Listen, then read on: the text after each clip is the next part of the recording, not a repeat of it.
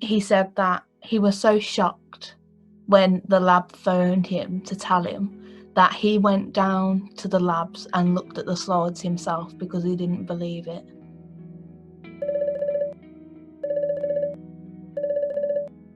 So my name's Sophie. I was diagnosed with acute lymphoblastic leukemia in 2018 when I was 20 years old.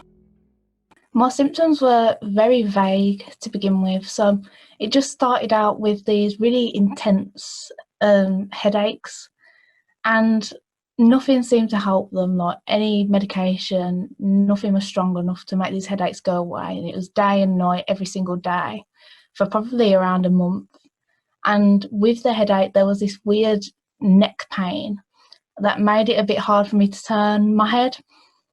And that was also alongside the headaches, like that lasted for about a month as well. But I just shrugged it off and put it down to, oh, I've finished my second year of uni, I'm stressed, like I'm not used to sleeping in my own bed and stuff like that. So I kept telling my mum about these headaches and this neck pain.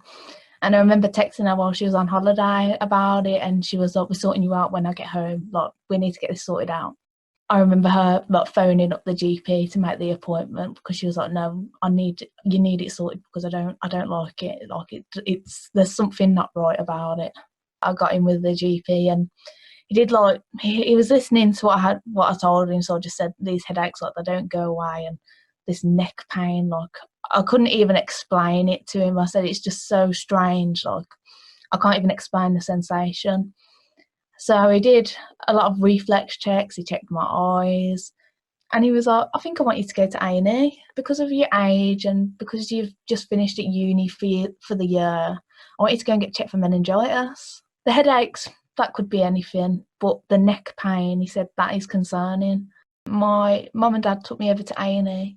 We sat down literally for 5 minutes and then I was called into a room. So I was like, oh, this is quick, this is good.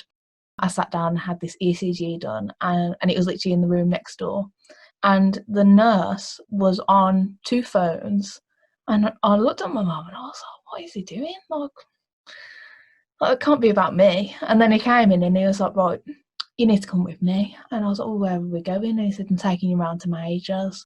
I was needle phobic and I had never had a blood test before in all of my 20 years. So this doctor came over and he was very nice, but he was like, I need a few more blood samples from you. He said, basically, it's come back and your eosinophil white cell count is very, very high. We're going to have to keep you overnight. He said, we need to do a few more investigations, possibly a lumbar puncture, and possibly a CT scan as well.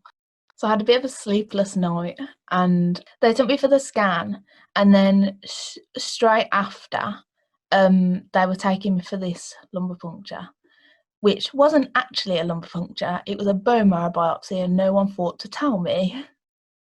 And it was just horrendous, like the pain, like, oh. I got moved onto this bay, and there was 5 other ladies on there, and they were all like over 60, probably over 70, and 4 of them had leukemia. Then she came over, this nurse did, and she was like, oh, she's ready to speak to you now. Do you want to come with me? And I walked in this room and there was a doctor sitting there, another doctor next to him, head in his hands, and he had like this little book in front of him. And I sat down, I didn't even like clock the book. The book was acute lymphoblastic leukemia, and he said that he was so shocked when the lab phoned him to tell him that he went down to the labs and looked at the slides himself because he didn't believe it.